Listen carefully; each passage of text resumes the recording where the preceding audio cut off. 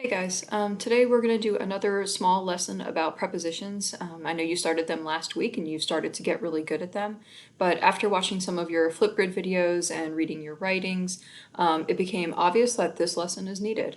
You'll notice that I broke down your prepositions into two different columns right here.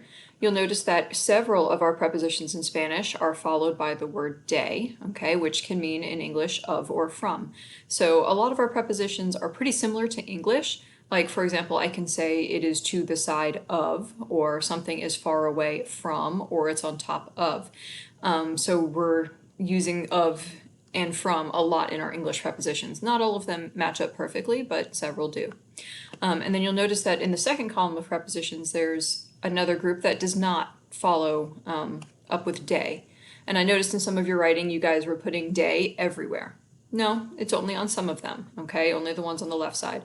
So if you're using sobre, en, entre, aquí, acá, allí, or allá, there's no need to follow up with de. Okay.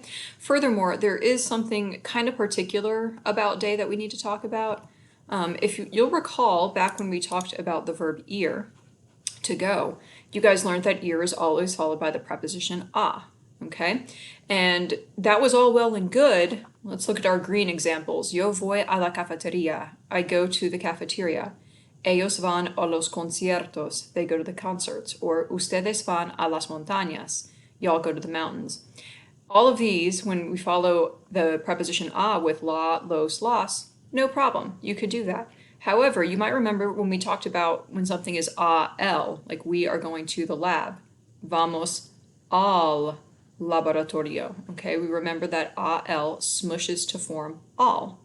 Now that you know that and you remember that, the same exact thing is going to happen when we have de followed by l. So all those prepositions that were on the first slide with all the red days, anytime the object that something is next to or below or far away from, if that's a masculine and a singular object, the de l is going to smush together to form the contraction del. Okay, just like al went to all, de l goes to del, and it smushes together to form one word. Okay, the good news is there's only two contractions in the entire Spanish language, and now you know both of them, al to all and de l to del.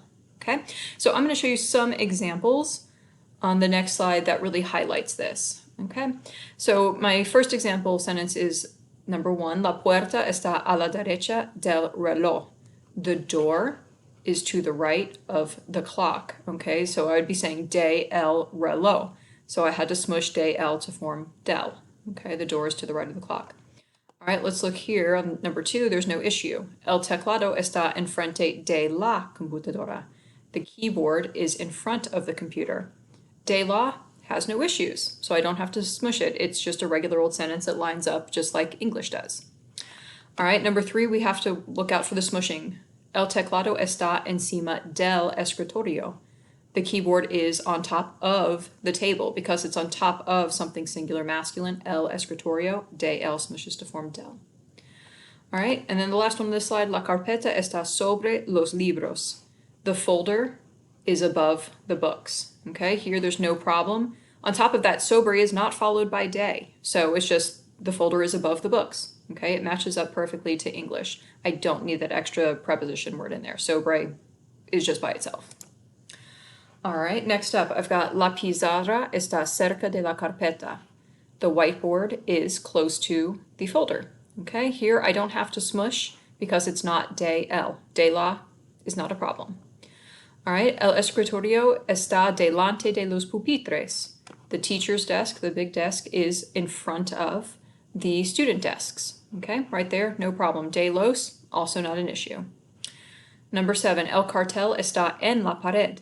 The poster is on the wall. Okay, either one of these posters. So the poster is on the wall. En is another one that it just lives by itself. There's no other preposition de after it. All right, and the last one on this slide, la pizarra está al lado del estante de libros. All right, so la pizarra, the whiteboard, is to the side of or next to the shelf of books, or the bookshelf, okay? This one is de el, because estante is singular and masculine, so del estante de libros, okay? And you'll actually know that you've got al here, because really it's está a el lado. That's where al lado is. It is to the side of. So you actually have both your contractions there in number 8. All right, last slide. A couple more examples. El reloj está entre el calendario y la puerta. The clock is between the calendar and the door. There's no day there, it's between these two objects, so no need to say day there. All right, and then la puerta está allá. You'll recall that allá is like way over there. So if I'm standing like right here at the desk, the door is way over there. Está allá. I don't use it in relation to anything else. I just say the door is like way over there. Está allá. All right, la pantalla está ahí. The screen is here, okay? Or there. It's like there, that's close enough I could touch it. Okay, here, I'm touching the screen right now. There you go. La pantalla está ahí. It's right there. And then yo estoy aquí. I am here. Okay, or I could say estoy aquí en mi sala de clase. I'm here in my classroom, which is really my office. Estoy en mi oficina.